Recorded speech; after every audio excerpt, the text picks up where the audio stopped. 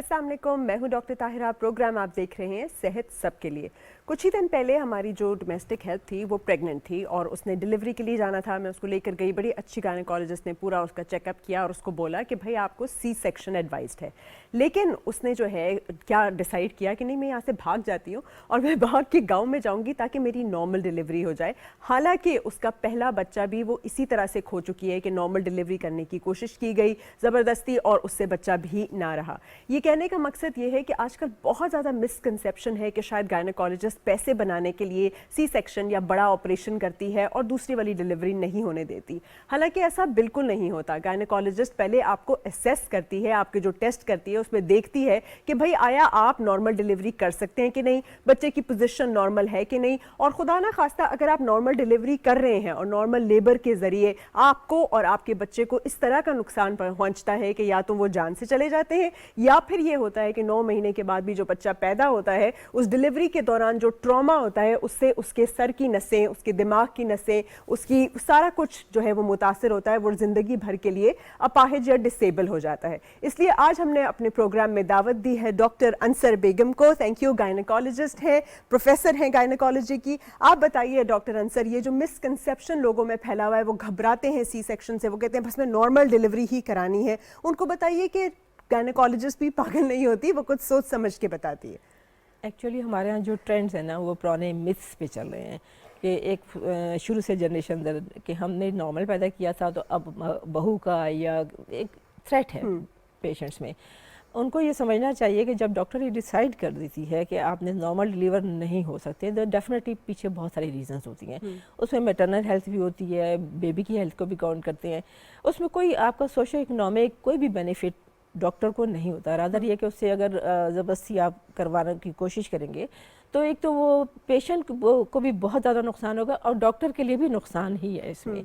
तो हमेशा डॉक्टर के हाथ में ये होता है कि वो पेशेंट की बेनिफिट देख रही होती है।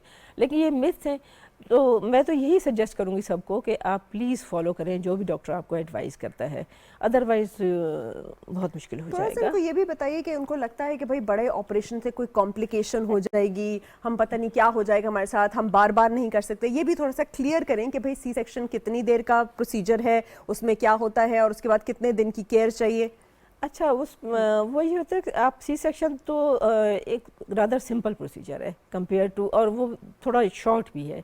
हार्डली मेरे ख्याल में अगर आप देखें तो 15 to 20 मिनट्स में पेशेंट बिल्कुल क्योर होके आप वापस अपने आपका जो रूम है या वार्ड है उसमें आ जाते हैं। And you need a stay of hardly 1 day. उसके बाद जब आप घर जाते हैं तो आपको एक प्रॉपर केयर बता दी जाती है और कोई बहुत ज़्यादा आपको बेड रिडन नहीं होना पड़ता। लोगों का ये कॉन्सेप्ट है कि हम घर में हेल्प नहीं है, हमने बच्चों को भी देखना है तो बहुत मुश्किल हो जाएगी। तो मैं उनको यही कहूँगी कि उसमें कोई बहुत ज़्यादा आपको बेड रिडन होने की ज़रूरत नहीं होती है। आप आराम से within a week you must be active and out of the bed और अपने हाउस होल्ड को नॉर्मली आप उसको परफॉर्म करना शुरू कर देते हैं।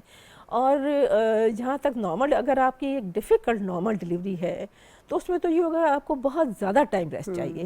अगर सी सेक्शन टाइमली हो जाता है तो आपका बच्चा भी सेहतमंद निकलेगा, आप खुद भी सेहतमंद रहेंगे, ब्लड लॉस कम होगा, बाद में केयर उतनी ही चाहिए होती है जितनी आपको नॉर्मल डिलीवरी के बाद चाहिए थी। रादर मुझे ये लगता है कि नॉर्मल डिलीवरी एक ज़्यादा डिफिकल्ट एंड एस्ट्रस प्रोसीजर है compare to the C section if properly done and clearly indicated. अच्छा, वो कंडीशंस बताइए जिसमें कि नॉर्मल डिलीवरी कॉन्ट्रा इंडिकेटेड होती है और आप ज़्यादातर कहते हैं कि नहीं सी सेक्शन अच्छा है, मॉनिटर्ड होगा, सामने होगा, बजाय इसके कि दाइयों के हाथ घरों में हो और फिर बच्चे और माँ दोनों की सेहत जो है वो मुतासर हो। अच्छा, उसमें हम माँ की तरफ से भी कुछ कंडीशंस होती हैं, कुछ बेबी की कंडीशंस होती हैं।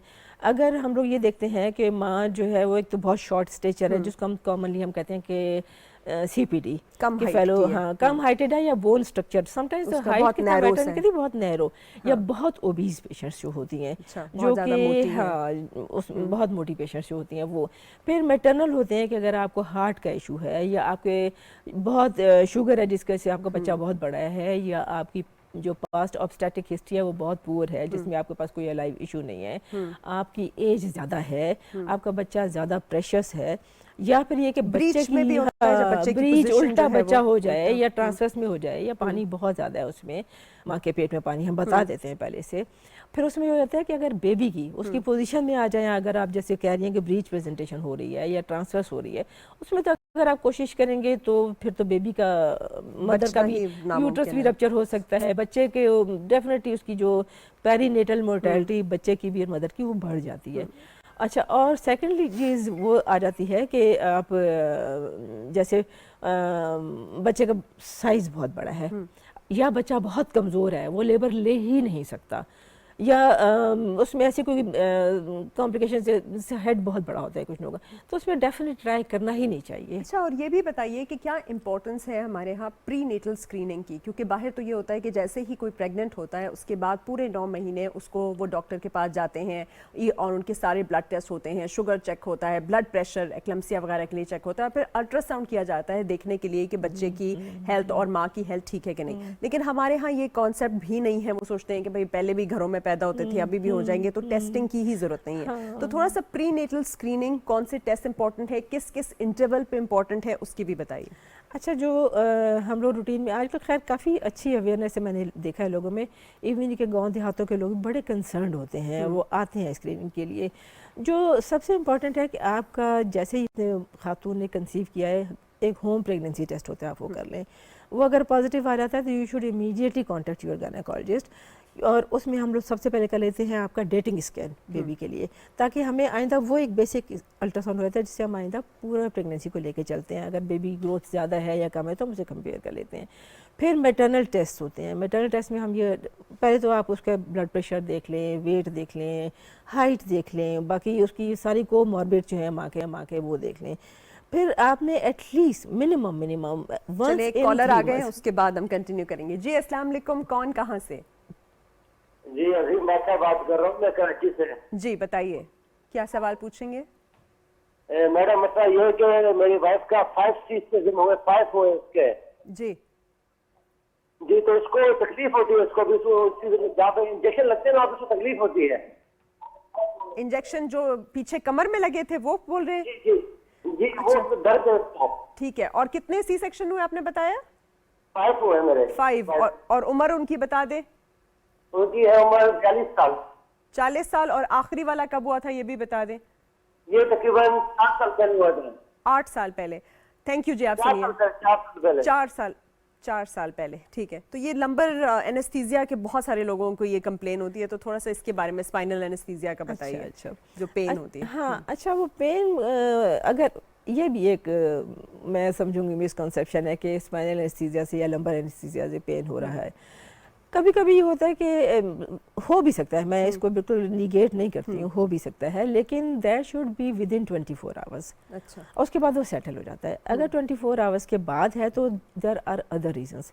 अब जैसे ये साहब बता रहे हैं कि इनकी मिसेस की एज भी 40 है, 5 प्रेगनेंसीज भी हो चुकी हैं, तो अब न्यूट्रिशनल वैल्यू उसकी कितनी है, सीरम कैल्शियम लेवल्स कितने हैं, विटामिन डी लेवल्स कितने हैं, कितना उसके ऊपर बर्डन है घर के काम का, बच्चों का, वो फिर वो होता है कि once you undergo a surgery तो आप हर चीज़ उससे कोरिलेट करते हैं।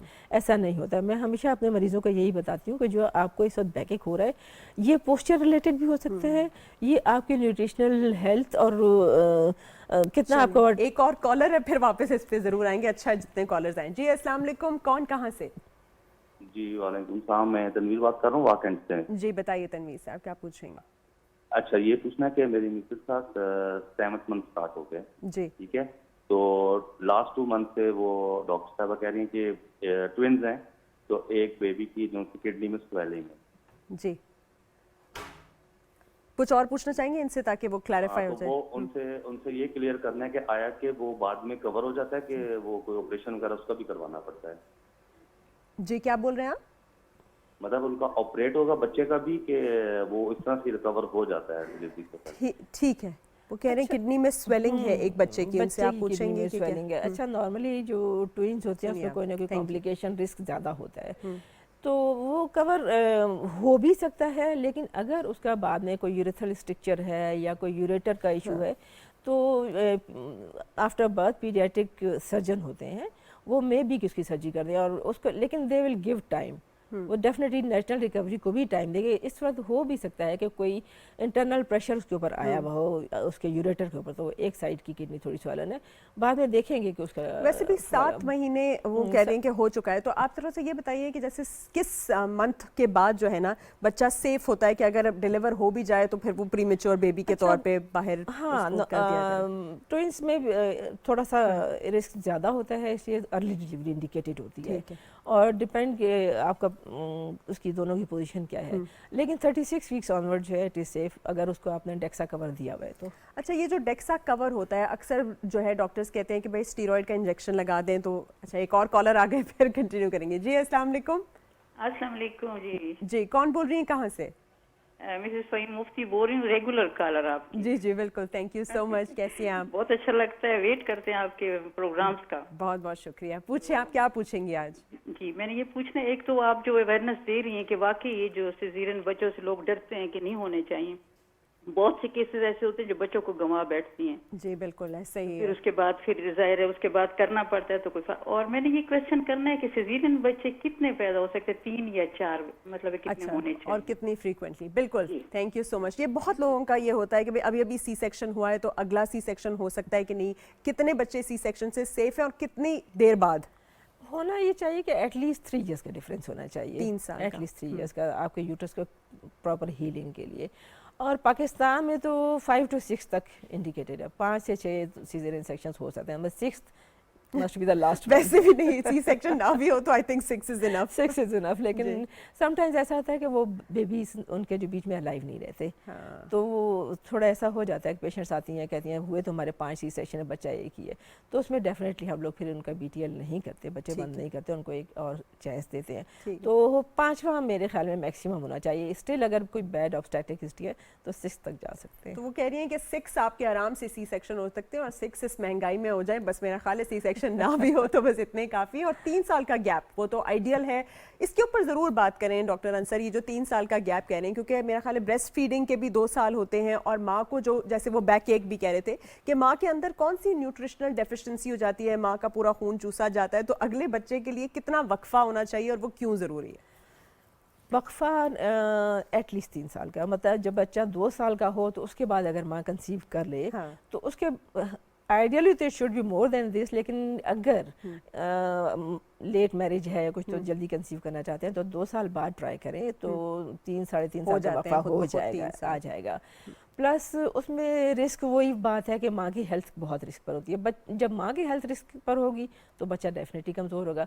और माँ में हमारे यहाँ जैसे सिंपल रोटी, सालन और इस तरह दूध लेना बहुत ज़रूरी है कैल्शियम के लिए। दही मैं हमेशा इंडिकेट करती हूँ कि दही ज़रूर लें, अंडे ज़रूर लें। कॉन्सेप्ट है कि जी अंडा गर्म होता है। फिर ड्राई फ्रूट्स अगर अफोर्डेबिलिटी है तो ड्राई फ्रूट्स मस्ट हैं डेली। कोई एक, वैसे तो वेस्ट में तो कहते हैं कि एक पैक ऑफ 5 लेना चाहिए फ्रूट्स का, चलो अगर नहीं भी है तो आप एटलीस्ट एक पीस फ्रूट का ज़रूर लें, जिसमें बहुत ज़्यादा क्वांटिटी ऑफ विटामिन सी की होती है। विटामिन सी जो है वो आपके कैल्शियम को और विटामिन डी को एब्जॉर्प्शन में भी हेल्प करेगा और आपकी ब्लड वेसल्स को भी बेहतर करेगा। फिर आयरन सप्लीमेंट्स, अगर आपकी डाइट इस तरह की नहीं है, होना तो ये चाहिए कि आप गोश्त खाएं, कीमा, कलेजी जो हम बताते हैं। उसमें चिकन का एज सच कोई बहुत रोल नहीं है। हमारे यहाँ बहुत आजकल कॉमन है कि लोग चिकन खाते हैं, चिकन में कुछ भी नहीं होता। बेहतर है कि आप मटन खाएं। मटन महंगा इतना है कि लोग अफोर्ड ही नहीं कर सकते, इसलिए हम सिंपल जो है हिमैटेनिक्स बता देते हैं। जैसे कोई भी आयरन सप्लीमेंट ले लें, और उसका एक और चीज़ होती है कि आयरन सप्लीमेंट हमेशा खाली पेट और पानी के साथ लें या जूस के साथ लें। दूध और रोटी के साथ आयरन सप्लीमेंट नहीं लेना होता। अच्छा, ये तो बड़ा इंपॉर्टेंट हाँ, पॉइंट है, दूध और रोटी के साथ नहीं लेना। और जब कैल्शियम लेते हैं तो वो आयरन के साथ नहीं लेना चाहिए। अच्छा, लोग इकट्ठे एक पैक में आते हैं और एक गो में खा लेते हैं तो उसका फिर इफेक्ट नहीं होता। तो सुबह उठते ही पहले आयरन ले लें, हाँ, उसके बाद नाश्ता वाश्ता करके आराम से मैं नॉर्मली कहती हूँ असर के टाइम पे जब आप उठे खाना, तो तब कैल्शियम, विटामिन सी ले लें। विटामिन सी एंड कैल्शियम इकट्ठा, विटामिन सी और कैल्शियम। और इसमें जो फॉलिक एसिड का रोल है जो कि बहुत ज्यादा है कि भाई आपकी स्पाइन डीजनरेट ना हो, बच्चे के अंदर ऐसे प्रॉब्लम्स ना हो, वो भी बताइए कि फॉलिक एसिड कब अच्छा, फॉलिक एसिड जब जो भी आप हिमैटेनिक्स लेंगे उसमें फॉलिक एसिड उतना होता है। अच्छा होता है, मतलब आयरन एंड फॉलिक एसिड का कॉम्बिनेशन कॉम्बिनेशन नहीं फीफॉल होता है। हम हाँ, फीफॉल ले ले, हाइब्रिड एक बहुत सिंपल मेडिसिन है, बहुत फैंसी पे ना भी जाएं आप, ठीक है। तो ये भी बहुत इनफ है। और ये तो मेरा ख्याल है प्रेग्नेंट होने से पहले अगर कोई प्लान कर रहा हो तब भी 3 महीने पहले से शुरू कर देना ओनली चाहिए। 3 मंथ्स हमारे यहाँ जो न्यूट्रिशन का स्टेटस है, मैं तो ये कहूँगी थ्रू आउट द लाइफ लेना चाहिए औरत को। ना फिर आपको कंप्लेन होगी कि आप थक गए हैं, प्रेगनेंसी में एनीमिया हो गया है, क्योंकि फर्स्ट 3 मंथ्स तो औरत कुछ खा ही नहीं सकती, वॉमिटिंग है, नोजिया है, वो तो वैसे ही उसका वेस्ट हो जाता है जो कुछ उसने खाया। तो बेहतर यही होता है कि वो थ्रू आउट हर लाइफ उसको एवरी 3 मंथ्स एक कोर्स जरूर कर लेना चाहिए 1 मंथ का, विटामिन्स का एंड आयरन का। आयरन का, विटामिन डी की भी कमी होती है बहुत विटामिन डी की भी कमी है, उसके लिए मैं हमेशा कहती हूँ कि फ्रेश मिल्क, ये जो आजकल पाउडर और पैकेट वाला दूध वो नहीं, हाँ, वो बल्कि ना ही लें। और फ्रेश। जी अस्सलाम वालेकुम, कौन बोल रहे हैं, कहाँ से? वालेकुम अस्सलाम, वासिफ बात कर रहा हूँ, डेरे इसमाइल खान से बात कर रहा हूँ। जी बताइए। ये डॉक्टर ताहिरा बात कर रहे हैं? जी जी बोल रही हूँ, बताइए। जी मैंने ये सवाल करना था कि जब बीवी को ज्यादा उल्टी हो रही थी उसके लिए कुछ दवाइयाँ। ठीक है, ठीक है, ये बड़ा रेलेवेंट क्वेश्चन है, बहुत शुक्रिया। बहुत सारे पेशेंट्स को शुरू में बहुत ज़्यादा उल्टियाँ होती हैं, सिर्फ ड्रामों के हद तक नहीं, वैसे भी असल में भी होती है, तो उनको क्या करना चाहिए? क्या वो दवाई ले सकती हैं या नहीं ले सकती, और क्या खाना चाहिए? उनको वो एक तो उनको बहुत पुश ना करें कि वो बहुत ज़्यादा खाएं, क्योंकि उस वक्त बच्चा बहुत छोटा होता है, उसको कोई बहुत ज़रूरत नहीं होती है।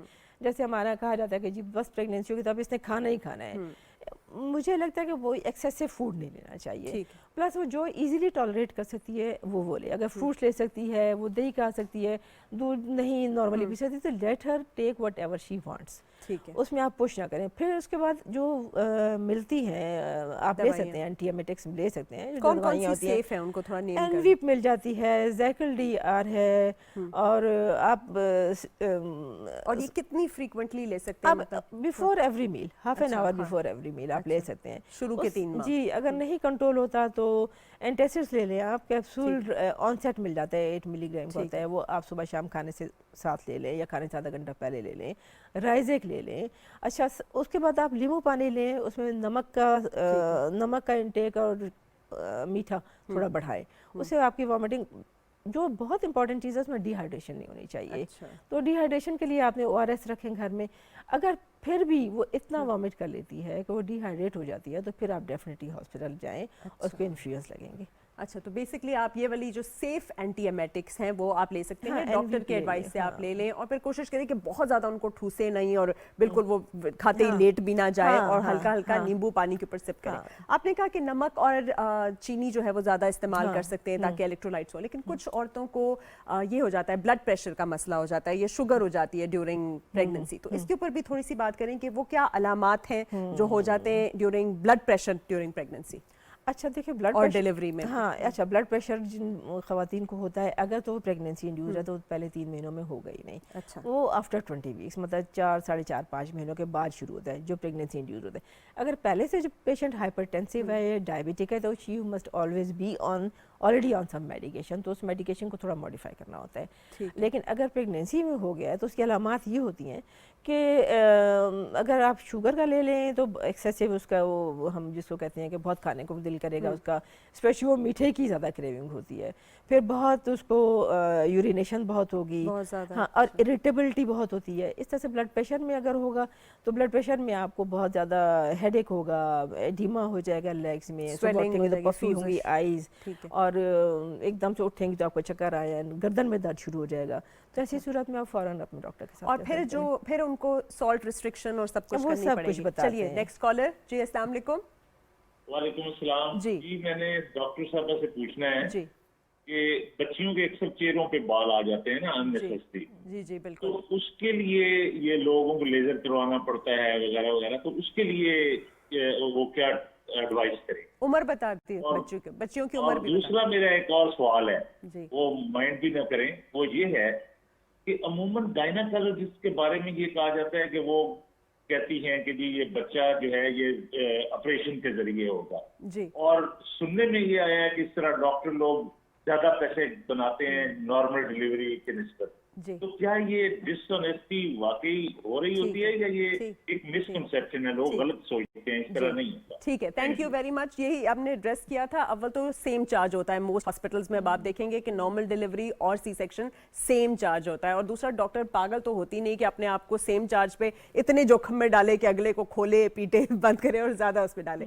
और डॉक्टर जब ओथ लेता है तो वो ये कहता है कि हमने पेशेंट का अच्छा ही देखना है और जरूर कोई मसला होता है तभी वो बच्चा उस तरह से पैदा होता है। ऐसे ही है, ऐसा कुछ नहीं होता। अच्छा, अब आप हिर्सुटिज्म की बात करते हैं जो बालों पे।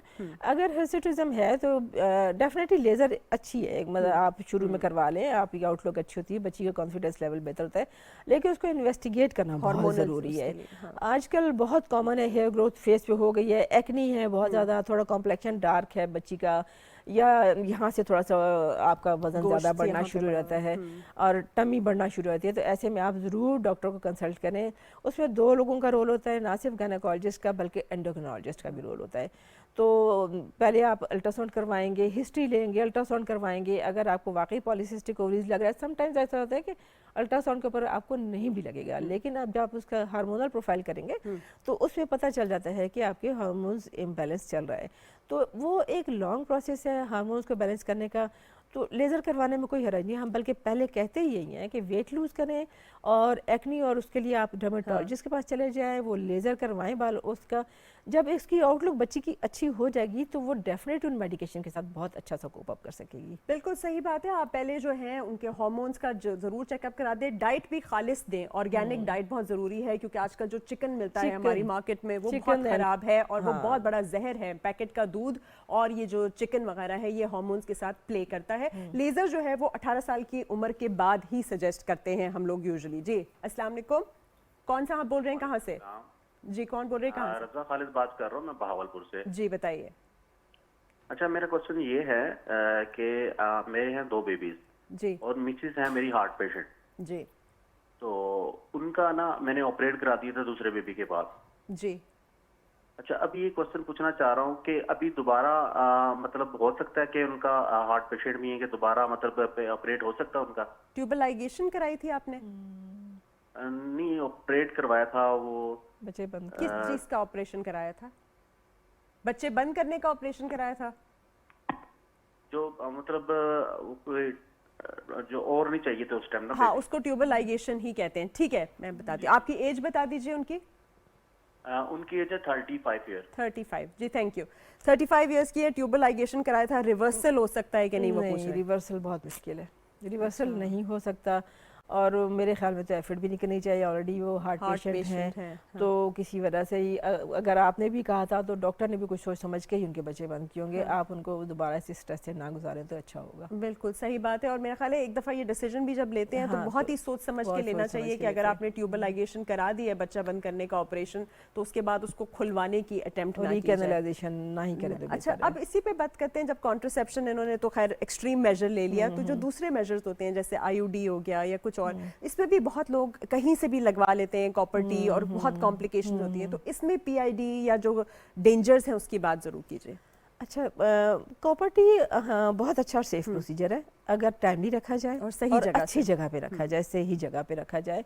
और उसके ऊपर भी आपका ये है कि जब आपने फॉलो अप उसका करना है, आफ्टर फर्स्ट पीरियड्स हम लोग कहते हैं ज़रूर फॉलो अप करें। उसके बाद आपने एवरी एटलीस्ट 3 मंथ्स के बाद दोबारा करें। कॉम्प्लिकेशंस उसकी बहुत ज़्यादा नहीं होती हैं। अगर अनस्किल्ड पर्सन था तो डेफिनेटली परफोरेशन का रिस्क होता है और फिर इन्फेक्शन के बहुत ज़्यादा चांसेस होते हैं। लेकिन अगर स्किल्ड पर्सन ने रखा है तो इन्फेक्शन भी नहीं होता। उस वक्त हम एक लोडिंग डोज दे देते हैं एजोमैक्स की, जो कि 1 ग्राम, जस्ट 1 टेबलेट होती है, वो आप खाएँ, इन्फेक्शन का रिस्क ख़त्म हो जाता है।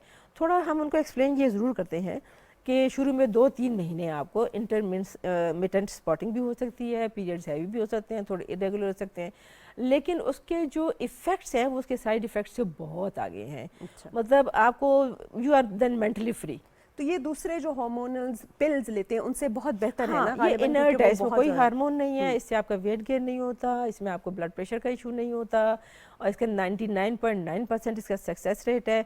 और सबसे बात यह कि आपने डेली कुछ नहीं खाना, कि एक सुबह उठ के पिल का भूलना नहीं है, उसमें कोई उस तरह का मसला है। और फिर ये नीचे से रखी जाती है, आराम से ओपीडी प्रोसीजर है, और वहीं से आप एक धागा खींच के निकाल देते हैं, ना ये पेनफुल है कुछ। तो बहुत- बेसिकली आप इतने एक्सट्रीम सर्जरी की तरफ जाने से पहले इस तरह के मेजर्स की तरफ जाइए जिसमें पिल्स भी शामिल ना हो, आईयूडी वगैरह हो तो ज्यादा सेफ है। जहां हम बच्चियों की बात करते थे, यंग लड़कियों की, जैसे उन्होंने कहा कि पीसीओडी बहुत ज्यादा कॉमन है, पीसीओएस, तो आप थोड़ा सा इस पे बच्चियों को बताइए कि वेट लॉस करना कितना इंपॉर्टेंट है, क्योंकि वेट गेन से ही ये सारी चीजें जो है वो मुंसलिक हैं और ईस्ट्रोजन ज्यादा हो जाता है, वो थोड़ा सा बताइए। वो होता ही है कि आप इनिशियली अगर तो आप ये देख रहे हैं कि आपकी एक स्ट्रॉन्ग फैमिली हिस्ट्री है मोटापे की और पीसीओएस की, तो आप शुरू से ही, माँ का ये काम है कि अपनी बच्चियों को ट्रेन करें कि शुरू से ही उन्होंने अपना वेट कंट्रोल में रखना है।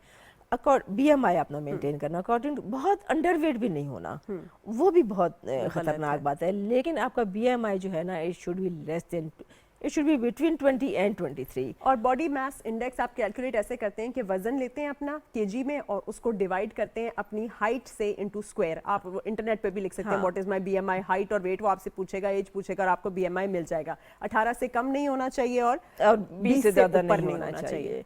और उसमें आप बच्चियों को हमेशा ये बताएं कि एक तो फ्रेश घर की बनी हुई चीज़ें खाएं।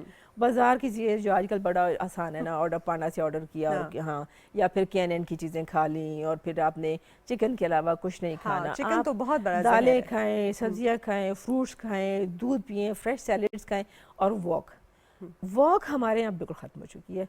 बस लड़कियां बैठ जाती हैं, यूनिवर्सिटी से आई या कॉलेज से आई, एक तो वहाँ बैठ के आई, वहाँ पे समोसे पकौड़े खा के, ठीक है, उसके बाद चिप्स भी चिप्स खाते हैं। खा के गंदी केचप डाल के, उसके बाद घर आई तो कोई भूख नहीं है, मामा भी ले के प्लेट पीछे फिरती रहती हैं अच्छे खाने की, उन्होंने नहीं खाना और सीधा गो टू बेड। उसके बाद आपने शुरू हो जाना अपने लैपटॉप पे बैठ के, चाहे आपने अपने यूनिवर्सिटी का काम करना है या कॉलेज का, या आपने कोई सोशल मीडिया काम करना है, वो ख़त्म हो चुकी है। मैं हमेशा बच्चियों को कहती हूँ प्लीज़ अपनी ज़िंदगी में एटलीस्ट 1 घंटा एक्सरसाइज ज़रूर करें। अगर आप बहुत, आपके पास ज़रूरी नहीं है कि आप ज़रूर कोई फैंसी जिम में जाएँ, आप घर में अपने छत पे चले जाएँ, आप गली अगर आपकी सेफ़ है तो आप वहाँ चले जाएँ।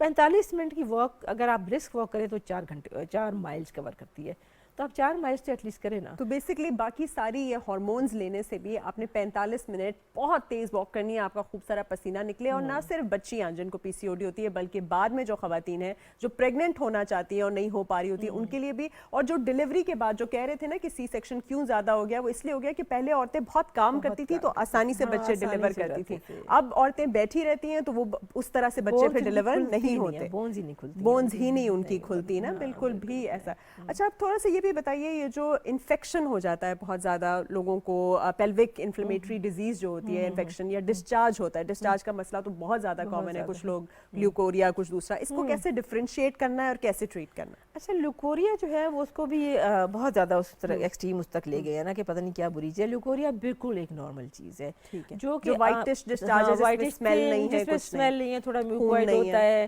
इवन एक थिक भी है, लेकिन स्मेल नहीं है और वो इची नहीं है। वो स्मेल और इची होता ही तब है जब आप अपनी हाइजीन को मेंटेन नहीं करते। ठीक है। और एक्सेसिव यूज़ ऑफ सोप भी गलत है, लेकिन एटलीस्ट वंस और ट्वाइस अ डे आप अच्छा सा वॉश करें। फिर जो उसकी सिम्टम्स हैं, अच्छा ये भी again it is hormone related and weight related and your lifestyle related.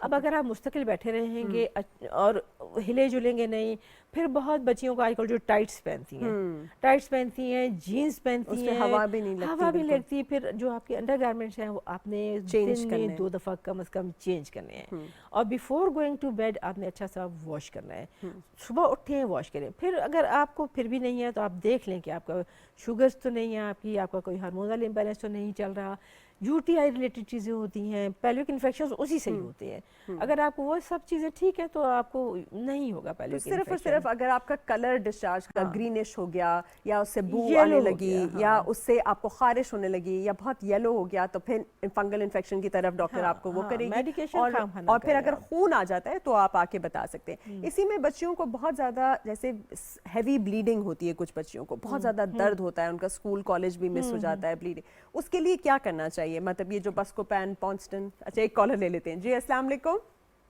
अस्सलाम वालेकुम जी, कौन बोल रहे हैं, कहाँ से बोल रहे हैं? मैं मोहम्मद इकबाल शाकिर लावा तहसील चकवाल से बोल रहा हूँ। जी पूछिए मैं वारंट अफसर मोहम्मद इकबाल शाकिर बोल रहा हूँ लावा से। जी थैंक यू। आप सवाल पूछिए। जी हेलो। जी आप सवाल पूछिए अपना। जी डॉक्टर साहब, हेलो डॉक्टर साहब। अच्छा, इनको गालिबन आवाज़ नहीं आ रही, लेकिन बहुत अच्छी बात है डॉक्टर अंसर, आपके पास बहुत कॉलर्स आए हैं माशाल्लाह, right. I don't know, I think इनकी आवाज़ नहीं है, इनको आपको आ रही है आवाज़? I think he just couldn't hear अस। आप अपना टीवी को आहिस्ता करके ना फिर कॉल किया करें तो आपको ज़्यादा आवाज़ आएगी। और जो लोग टीवी पे नहीं देख सकते वो ज़रूर यूट्यूब के अंदर सेहत सबके लिए कभी भी बाद में भी लॉग इन करके देख सकते हैं अगर कोई पार्ट उनका मिस हो गया। तो हम क्या बात कर रहे थे उस वक्त, उसी को हम कंटिन्यू हाँ, करते हैं। इनफैक्ट आप कहते हैं मैनरेजिया, हाँ, बहुत ज़्यादा ब्लीडिंग जो हो जाती है, हाँ। या तो फिर बच्चियाँ बहुत वीक हो बहुत जाती हैं, weak हो- कॉलेज नहीं हाँ। जा पाती, दर्द होता है, तो क्या करें वो? देखिए, पहले तो आप उसकी ऑर्गेनिक लीजन्स को जाके एक अल्ट्रासाउंड, छोटा सा एक ठीक है। सिंपल अल्ट्रासाउंड करवा लें, देखें कि वो एग्जैक्टली फिर वो पीसीओज आ जाता है, पीसीओज है या कोई मे बी कोई छोटा फाइब्राइड होगा। अच्छा, फिर इसमें भी फैमिली हिस्ट्री बहुत मैटर करती है कि हम फिर हिस्ट्री लेते हैं कि माँ को कैसा होता था, बड़ी बहन को या पुप्पी को या खाला को।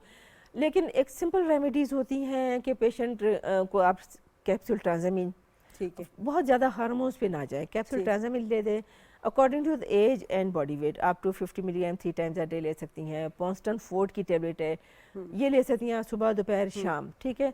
और फिर बच्ची को, माओ का भी काम है कि थोड़ा सा ट्रेन करेंगे कैसे मैनेज करना है। पेन के लिए भी बहुत अच्छा है, आप इस बस्को पेन तो सच बहुत ज़्यादा इफेक्टिव आजकल अवेलेबल भी नहीं है, इतनी इफेक्टिव भी होती है, उसकी जगह आ गई है नई मेडिकेशन नोस्पा फोर्ट आ गई है। फिर उसमें आपने जब बच्चा ब्लड लूज ज़्यादा कर रहा है, फॉर एग्जांपल आप 3 डेज़ 5 डेज़, तो उसके हीमोग्लोबिन ज़रूर चेक करवाएं, उसके कुछ क्लॉटिंग फैक्टर्स या ब्लीडिंग फैक्टर्स को ज़रूर देखें।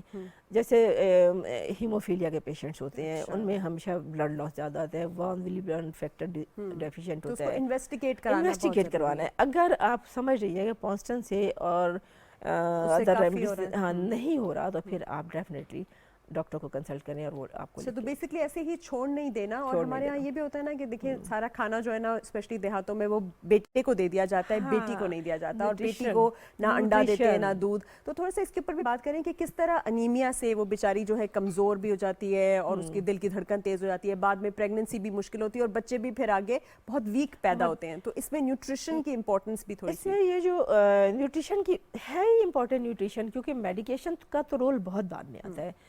जितना मुझे ये लगता है कि आदमी से ज़्यादा औरत को खाने की ज़रूरत होती है, क्योंकि आदमी ने तो एक काम करना है, कमाना है, और हर वापस आ जाना मंथ है। उनका कुछ लूज भी नहीं हाँ, होता। और इन्होंने तो हर मंथ लूज भी करना है, ब्लड लॉस होगा, फिर उसने कंसेप्शन के टाइम फिर आपने पूरा 9 महीने लेके चलनी है, प्रेगनेंसी, फिर डिलीवरी, फिर उसके बाद बच्चों की केयर। तो गोश्त, दूध, अंडा, दही, पराठे, ये आपने बच्ची को देने हैं, राइट फ्रॉम द बिगनिंग देने हैं। ये नहीं होगा कि आपने उसका शुरू किया जब वो वाकई बिल्कुल ही फारिग हो लागर गई, हो चुकी है। शुरू से ही दे। और गोश्त की तो बहुत इंपॉर्टेंस है, गोश्त बच्चियां हमारे यहाँ नहीं खाती, कुछ खाया भी नहीं जाता, कुछ घरों में बनता भी कम है, और एक एक बोटी पकड़ा दी जाती है। बल्कि जब नहीं बेटों दी को आप जाती। एक बोटी दे तो बेटी को एटलीस्ट 3 बोटियां देते हैं। नहीं, बहुत जरूरी है अगर आप चाहते हैं कि बच्चे ने आगे, उस बच्ची ने आगे एक हेल्दी पूरी बच्चे को generation चलानी जो है है ना, वो हाँ। जन्म देना है और उसको पालना भी है। इसमें ब्रेस्ट मिल्क और ब्रेस्ट फीडिंग की भी इंपॉर्टेंस की बात करें, और ये भी बताएं कि ब्रेस्ट फीड करने के लिए माँ को थ्रू आउट प्रेगनेंसी कितना ज्यादा खिलाना चाहिए, बाद में भी, और स्ट्रेस फ्री कितना रखना चाहिए उसे? आजकल बच्चियां बहुत आती हैं कि मैं तो दूध आ ही नहीं रहा, हमें कोई दवाई दे दें। अब ऐसी कोई दवाई डेफिनेटली होती है, लेकिन हम देते नहीं है क्योंकि बहुत ट्रांजिएंट से इफेक्ट होता है। तो उनको हमेशा हम ये कहते हैं, एक तो अपनी हाइड्रेशन बेहतर रखें, पानी फिर ज़्यादा आप पिएं। पानी ज़्यादा पिएं, फिर आपकी food intake high protein diet होनी चाहिए, जिसमें बहुत अच्छा रोल ड्राई फ्रूट्स का है। अच्छा, जो dry fruits लड़कियां ज़्यादा तो जो जैसे पहले पंजीरी बना के पंजीरी देते वो हैं, बहुत अच्छा अच्छी होती है। हाँ, अब तो आजकल लोगों ने छोड़ दी पंजीरी। हाँ, लेकिन मैं तो अपने पेशेंट्स कभी भी कहती हूँ कि मंगवा लो देसी घी और बनाओ पंजीरी और रज के खाओ। वो उसमें आपने ये नहीं करना कि जी देसी घी है तो मैं मोटी हो जाऊंगी, देसी घी से होपफुली इतना कोई उसमें होता नहीं, कितना ही हो जाएगा।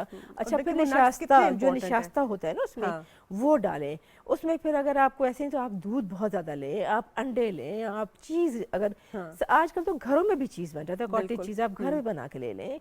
अगर चलो नहीं भी, आप उस सूरत में आप ना, जैसे ज़रूरी नहीं है कि मटन खाएं, आप चिकन भी खा सकते हैं, प्रोटीन्स तो है ना, लेकिन फ़िश अगर आप अवेलेबल है, आप अफोर्ड कर सकते हैं, फ़िश खाएं।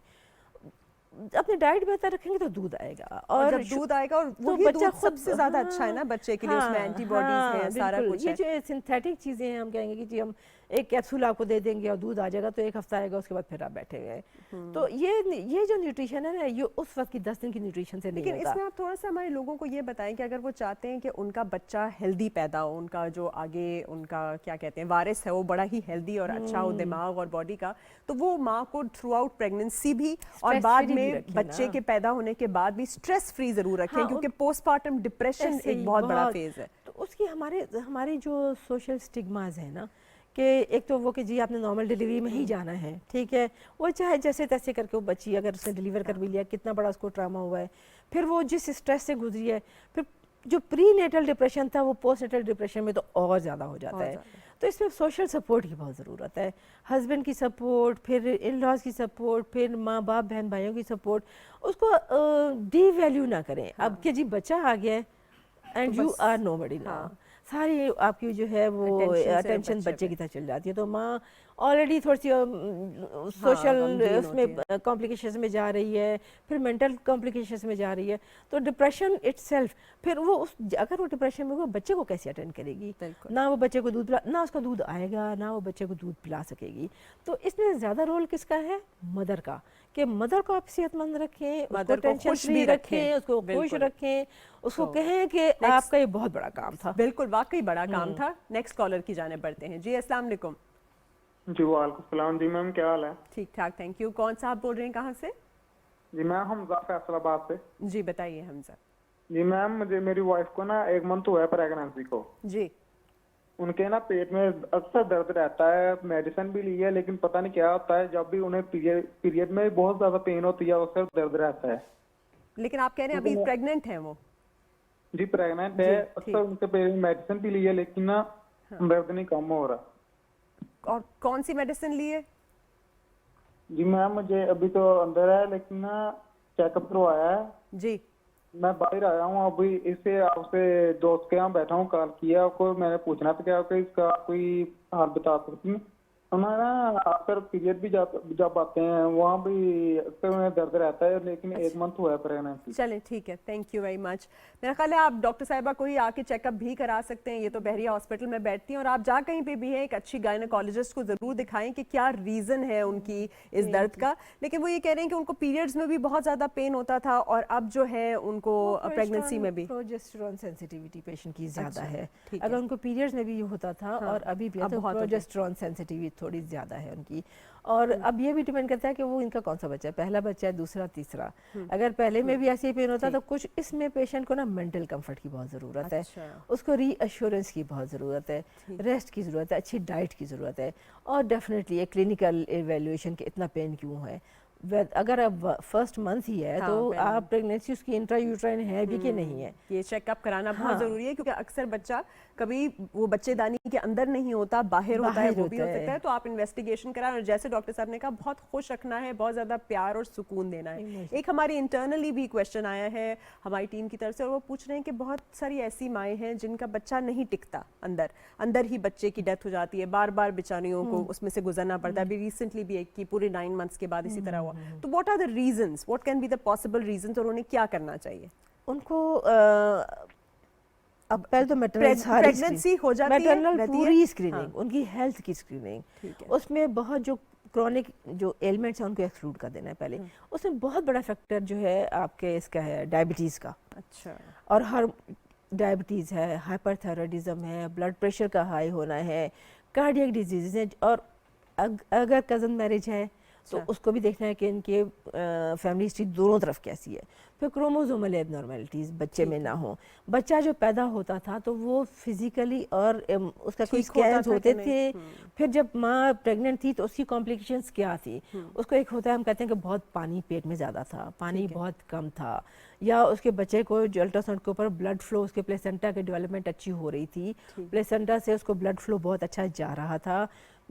मदर ने कितना हद तक अपने क्लिनिशियन को, अपने ऑब्स्टेट्रिशियन को फॉलो किया उसको, लेकिन स्टिल ऐसा होता है, जिसको इसी को हम बैड ऑब्स्टेट्रिक हिस्ट्री कहते हैं। शी नीड्स रेगुलर चेकअप्स, और जो भी उनकी पहले वो सारी इवैल्यूएशन करवा लें, और उसके बाद शी शुड कंसीव। जो उनकी मेन एलिमेंट्स हैं पहले वो तो क्योर हो जाए। Again she should not undergo mental trauma and physical multiple, trauma हाँ। Again and again. और अक्सर हमारे यहाँ ये होता है ना कि बच्चा का खुदा ना हंसता। अच्छा चले नेक्स्ट कॉलर की जानिब। जी अस्सलाम वालेकुम, कौन कहाँ से? मैं कराची से बोल रही हूँ, रजिया। जी बताइए क्या सवाल पूछेंगे? सवाल ये है कि मेरा 10 साल का बेटा है, उसके 10 साल के बाद मेरी कंसीव हुई 5 यानी कि 5 साल बाद जी। कंसीव की तो मिसकैरेज होने के बाद से कंसीव नहीं कर पा रही। आपकी उम्र बता दीजिए। उम्र 35 साल है। कितनी? 35। 35। उम्र इनकी 35 है। और आपको बहुत ओवरवेट तो नहीं है आप? वजन कितना है नहीं आपका? नहीं नहीं, नॉर्मल है, नॉर्मल। शुगर है आपको? नहीं, शुगर भी नहीं है। पूछेंगी कि क्या और मैंने रीजन? इलाज भी किया था, जैसे इलाज भी करवाया था 10 महीने तक, मैंने टैबलेट वगैरह हर चीज जो उन्होंने कहा वो किया, और अपना भी टेस्ट करवाया, शौहर का भी टेस्ट कराया, दोनों सही आ रहे हैं। उसके बावजूद कंसीव नहीं हो रहा है। ठीक है जी, आप सुनिए। Thank you. अच्छा, जो आपका पहला बच्चा था वो खुद से हो गया था या उसके लिए भी आपने इलाज करवाया था? अच्छा, सेकंड प्रेगनेंसी भी आपकी खुद से हुई थी? 10 महीने तक मैं करवाई हूँ, उन्होंने खुद बोला कि आपकी जरूरत नहीं है, बिल्कुल आप सही है, सब कुछ सही है, आप हस्बैंड के टेस्ट करा लें, उनका भी करवा लिया, तो भी कंसीव नहीं हो रहा है। अब आपका 10 इंजेक्शन भी लगवाई है। अच्छा, मुझे बताइए आपका HSG हुआ है, जो ट्यूबल पेटेंसी टेस्ट होता है? सारे टेस्ट करवाए हैं मैंने। उसमें देखिए एक तो हो, इसमें फिर आपका एक फैक्टर आया था अनएक्सप्लेन्ड इनफर्टिलिटी। अनएक्सप्लेन्ड इनफर्टिलिटी में दोनों कपल्स बिल्कुल ठीक होते हैं, लेकिन स्टिल भी आप कंसीव नहीं कर रहे होते। फिर अब तो आपकी एज मैटर करती है, 35 इयर्स, तो आपको बहुत अच्छे किसी इनफर्टिलिटी सेंटर में जाना चाहिए इंस्टेड ऑफ IVF या IUI की तरफ जाना चाहिए। IUI जो है वो थोड़ा लेस एक्सपेंसिव प्रोसीजर है, 15-20 हज़ार में हो जाता है, उसमें वो भी एक तरह का OPD प्रोसीजर है। लेकिन अगर उसका भी आपको लगता है एक आध दफ़ा ज़रूर ट्राई करें, बल्कि 2-3 दफ़ा ट्राई कर लें, अगर उससे नहीं होता तो फिर आपको डेफिनेटली IVF की तरफ जाना पड़ेगा। तो ये जो IVF है, बहुत लोग इससे घबराते हैं कि भाई इतने पैसे हमने डाल दिए और फिर नहीं हुआ। इसमें थोड़ा सा सक्सेस रेट भी बता दीजिए लोगों को। एक्सपेंसिव प्रोसीजर है, एक्सपेंसिव प्रोसीजर है, हर बंदा अफोर्ड नहीं कर सकता, बल्कि बहुत सारे कपल्स तो सारी ज़िंदगी की जमा पूंजी भी लगा देते हैं, लेकिन इसका सक्सेस रेट जो है 21%। ओह, काफ़ी कम है, काफ़ी कम है। मतलब बहुत, अगर आपके समझ लें कि आपके 100 कपल्स अंडर ट्रीटमेंट हैं तो हार्डली इसमें 20 कपल्स जो हैं वो इसमें आप थोड़ा सा लोगों को ये भी बताइए ना कि बहुत ज़्यादा लोग प्रेशर में भी आ जाते हैं कि बच्चा करना है हाँ, और अपने आप को डाइवर्ट नहीं करते, स्पेशली जैसे शादी के फौरन बाद सास का प्रेशर, हर किसी का प्रेशर कि बस अभी बच्चा करना है। तो थोड़ा सा ये भी बताइए कि प्रेशर को डाइवर्ट करके इज अ बेटर ऑप्शन। हमेशा देखिए, हर चीज़ जो जब भी आप किसी भी स्ट्रेस से गुजरेंगे ना, आपके क्या हार्मोन्स और क्या आपका फिजिकल अपीयरेंस और क्या आपका मेंटल सब खराब होगा, सब खराब। आपने टेंशन फ्री होके जो भी आप इलाज करवाना चाहते हैं, पहले तो आप वेट करें। हमेशा नॉर्मली बहुत अच्छे मेरे पास आते हैं कि बस शादी हुई और बच्चा चाहिए। भाई आप 1 साल 2 साल, अब एज आपकी कितनी है? अगर तो आप अभी 20-22 साल के हैं तो कोई रश नहीं है कि आपने फ़ौरन कंसीव करना है, आप वेट करें, नेचुरल प्रोसेस पे जाने दें। अगर आप देख रहे हैं कि 3 साल बाद या 4 साल बाद नहीं हो रहा, तो जाएं एक जनरल स्क्रीनिंग टेस्टिंग करवा लें। जब वे एज हम ख़ास तौर पे ख़ातून की एज 30 साल से ज़्यादा होती है और उसके अंदर कुछ और भी मसाइल हैं, जैसे शुगर या ब्लड प्रेशर या कुछ इस तरह के इशू, फाइब्रॉइड यूट्रस वगैरह होते हैं, फिर हम इलाज शुरू कर देते हैं पेशेंट का जल्दी। अच्छा, अब ये फाइब्रॉइड्स के बारे में बताइए, जो रसोली जिसे हम कहते हैं कि अंदर रसोली है, कुछ लोगों को बहुत दर्द होती है, कुछ को बहुत ज़्यादा खून आता है, इसका ऑपरेशन ही हल है या उससे पहले दवाइयों से हो सकता है? नहीं, दवाइयों से ही कभी सॉल्व नहीं हो सकता। अच्छा। फाइब्रॉइड ये वही चीज़ है कि जिसके लिए आपको मायोमेक्टमी, अगर अभी आपने फैमिली कंप्लीट नहीं की हुई तो हम मायोमेक्टमी की तरफ जाते हैं। आजकल बिल्कुल सेफ है। अगर आप अर्लियर स्टेजेस, एक बार पेशेंट इग्नोर करते करते वो इतना बड़ा हो जाता है कि आपको यूट्रस ही निकालना पड़ जाता है। लेकिन अगर वो शुरू में ही आपने करवा लिया, जैसे अभी 4-5-6 सेंटीमीटर का है और उसने आप सिम्प्टोमेटिक होना शुरू हो गया है, तो बेहतर है कि बहुत मिनिमम सी सर्जरी होती है, आप छोटा सा एक इंसिजन होता है, निकलवा लें, उसके बाद आप कंसीव भी आराम से करते हैं, कुछ मसला ये नहीं जो होता। बहुत जब खातून बड़ी हो जाती है, मतलब थोड़ी सी, उसके बाद मीनोपॉज का मसला आता है, तो उसमें भी उनको बहुत सारी कॉम्प्लिकेशंस होती हैं। उसमें अगर हिस्ट्रेक्टमी एडवाइस हो तो, या मतलब कहते हैं कि पूरा बच्चेदानी निकाल दें, यूट्रस निकाल दें, तो इसमें बताइए कि ये सेफ है कि नहीं है, क्योंकि बहुत सारे लोग फिर उससे भी कतराते हैं कि नहीं, हमें सेफ है। देखें, मैं पेशेंट्स को हमेशा कहती हूँ, जब भी कोई चीज़ आपके सिस्टम को ख़राब करना शुरू करे, उसको निकाल देना चाहिए। उसने अपना काम पूरा कर दिया, अब आप मीनोपॉज पे जा रही हैं, 40-45, आजकल तो बड़ा अर्ली मीनोपॉज होता है ना, 40-45 पे हो जाता है। तो अगर आप 45 साल की हैं, फैमिली अब 45 साल के बाद कंसीव भी नहीं करेंगी, पीरियड्स भी इतना मैटर नहीं करते, और उसमें कोई सॉलिड लीजन है, इंडिकेशन है बिल्कुल क्लियर कि आपने इसको निकाल दिया, तो बेटर गो फॉर दैट। वो आपकी देख लीजिएगा कि आपकी जो पोस्ट ऑफ रिकवरी भी बेहतर, अर्लियर द बेटर। आप जब 60 साल की उम्र में जाके निकलवाएंगे तो रिकवरी पुअर हो जाएगी, उसके बाद फिर कोमॉर्बिड्स भी बढ़ जाएंगे। तो जब आपको बता दिया जाता है कि अब ये सेफ नहीं है आपके, तो आप चले। ठीक जी, अगले कॉलर की जाने पड़ते हैं। कौन कहाँ से? मैं लाहौर से बात कर रही हूँ जी, मेरा नाम है। जी जी बताइए, सवाल पूछिए अपना। जी जी सवाल पूछिए। लाहौर से तहमीना बात कर रही हूँ। मेरा 9 मंथ प्रेगनेंसी का है। ठीक तो है। मुझे ना पेन होती है स्टमक में बहुत ज्यादा, सालन वगैरह रोटी खाऊं जिसकी वजह से ना सीने में दर्द, जलन सी होती है और मेरे में बहुत दर्द होती है। 9 मंथ स्टार्ट है प्रेगनेंसी का, तो 9 मंथ्स पे तो होगा भाई, प्रेशर पड़ेगा। ठीक है ठीक है ठीक है। और खाना मतलब खाना चाहिए मुझे। अच्छा चलिए आप। और घी और दूध घी और दूध क्या? दूध में घी डाल के पी सकते हैं? दूध में घी डाल के पी सकते हैं। चलिए आप अपना वजन भी बता दीजिए और उम्र भी। उम्र मेरी 20 साल है। ओ छोटी सी है, ठीक है। चलिए वो अकॉर्डिंग टू एज ही क्वेश्चन है, बहुत मासूम सा सवाल है। चलिए सुनिए, थैंक यू। इतना बड़ी चीज होगी तो ऊपर तो आएगा खाना। एक तो स्पेस बेटे कम हो गई है आपके पेट में, खाना तो ऊपर आएगा। आपको अगर बहुत बर्निंग होती है तो उसके बड़े अच्छे ट्रीटमेंट्स भी हैं, एंटासिड्स ले लें, राइजिक साशे ले लिया करें खाने के बाद। और ये प्लीज़ दूध में घी डालने वाली प्रैक्टिस छोड़ दें। आपको ये लोग कहते हैं कि जी बच्चा बहुत आसानी से नीचे मेल्ट होके आ जाएगा या स्मूथली निकल, बच्चा एक अलहदा कैविटी में होता है, स्टमक एक अलहदा कैविटी है। जो कुछ आप खाएंगी वो आपके मोशंस में निकलेगा, उसका बच्चे पर कोई इफेक्ट नहीं होता। बजाय उसके इसकी वजह से आपकी बर्निंग भी बढ़ सकती है, आपके पेट का दर्द भी बढ़ सकता है। तो ये प्रैक्टिस छोड़ दें। और आप अगर सालन रोटी या कुछ ऐसी चीज़ें टॉलरेट फिलहाल नहीं कर सकती तो आप सिंपल फूड्स की तरफ आ जाइए। आप मिल्क शेक्स ले लें, आप ठंडी चीज़ें ले लें, आप सूप्स ले लें, नमक कम कर दें, मिर्चें कम कर दें, घी कम कर दें। और भाई माँ बनना आसान नहीं है, इसलिए माँ के कदमों के तले जन्नत है। तो 9वां महीना तो ऐसा ही होगा, उसको थोड़ा बर्दाश्त करें। 2 तकिए रख के लेटे हमेशा। 2 तकिए रख के 2 तकिए रख के आपने हमेशा लेटना है और कोशिश करनी है कि बैक भी आपकी सीधी है। अच्छा, एक और मिसकंसेप्शन जो हमारे यहाँ बहुत ज्यादा है, उसको थोड़ा सा क्लियर करें कि वो कहते हैं कि जैसे पीरियड शुरू होते हैं हमने 4-5 दिन तक नहाना ही नहीं है, और उसके बाद वो गंदगी जो है उसकी वजह से बहुत ज्यादा प्रॉब्लम्स होती हैं, और जो कपड़ा भी नहीं बदलती और वो सारा कुछ जो है उसके ऊपर थोड़ा सा हाइजीन के ऊपर बात करें, और इस पे भी बात करें एटलीस्ट हमारे एनवायरनमेंट के लिए कि उसको डिस्पोज भी किस तरह से करना है, क्योंकि जगह जगह फेंकना भी नहीं है। ये भी प्लीज बताइए। हाँ। अच्छा, ये जो ना नहाने वाली बात है ना, ये बहुत गलत है।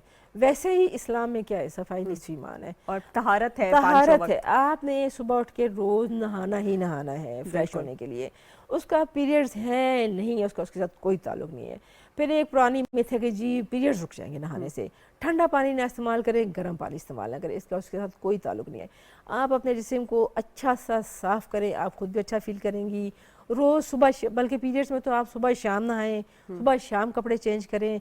फिर जो भी आप यूज़ कर रहे हैं, कपड़ा तो बिल्कुल इंडिकेटेड नहीं है, कपड़ा आप प्लीज़ यूज़ करना छोड़ दें। आजकल बड़े अच्छे पैड्स आ रहे हैं, अगर आप पैड्स यूज़ नहीं भी कर सकती, आप रुई लें, उसके ऊपर आप एक गॉज पीस लपेटें। और डिस्पोज ऑफ करने का तरीका ये होता है कि उसको आप किसी प्लास्टिक बैग में बंद करके और दबा दें या कोई एक सेपरेट क्लोज डस्टबिन लें, उसमें रखें और उसके बाद उसको प्रॉपर्ली डिस्पोज ऑफ करें। और जो नैपकिन्स मिलती हैं आजकल, सैनिटरी नैपकिन्स जो होते हैं, उनके अंदर तो खुद ब खुद होता है, पैकेट होता है, वो बंद करें। और उससे आपका ये कि एब्जॉर्प्शन भी अच्छी होगी ब्लड की, और इन्फेक्शन ना नहाने से आपका इन्फेक्शन भी बढ़ेगा। और जो सैनिटरी नैपकिन्स हैं at least 3 times a day change करें। जो अंडरपैंट्स हैं at least 3 times with every wash you should change. नहीं तो ये तो बहुत ज़्यादा ज़रूरी चीज़ है। आपने अपनी हाइजीन का सख्त ख्याल रखना है, बालों की भी सफाई करनी है, कॉटन अंडरवेयर इस्तेमाल करना है, उसको भी मल्टीपल टाइम्स बदलना है, और चाहे वो बच्चे हों चाहे बड़े, उन सब के ऊपर ये बहुत ज़्यादा जो है लाजिम है कि करें। Thank you so much Ansar, आपने हमें ज्वाइन किया। और आज डॉक्टर अंसर वाहिद गायनेकोलॉजिस्ट है, जिनके प्रोग्राम में बहुत ज़्यादा कॉलर्स आए। आप सब कॉलर्स का भी बहुत बहुत शुक्रिया। आप प्रोग्राम को यूट्यूब पे भी सेहत सब के लिए में देख सकते हैं, और थैंक यू वेरी मच। बस इसी तरह रखिए, अपनी माओ का ख्याल रखेंगे, अपनी बच्चियों का ख्याल रखेंगे, तो वो कल के दिन एक अच्छी माँ बनेंगी और एक अच्छी जनरेशन को जन्म देंगी और पालेंगी भी, बोथ फिजिकली एंड मेंटली। देखने का बहुत बहुत शुक्रिया। इंशाल्लाह फिर मुलाकात होगी। अल्लाह हाफिज।